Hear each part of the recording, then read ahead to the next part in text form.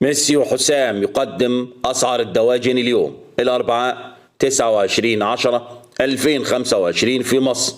الأسعار الجديدة للفراخ البيضاء. السلام عليكم ورحمة الله وبركاته.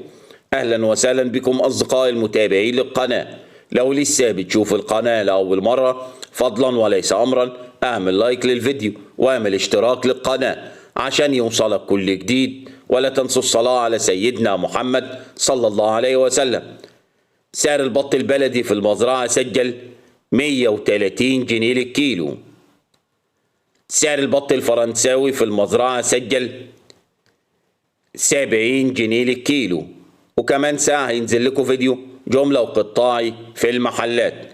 سعر البط المسكوفي في المزرعة سجل 95 جنيه للكيلو.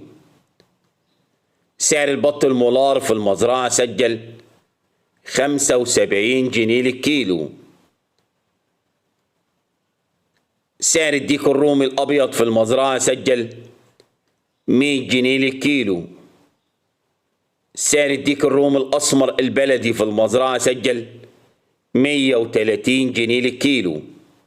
أسعار الفراخ البيضاء سجلت اليوم أعلى سعر 61 وسعر التنفيذ 60 جنيه للكيلو.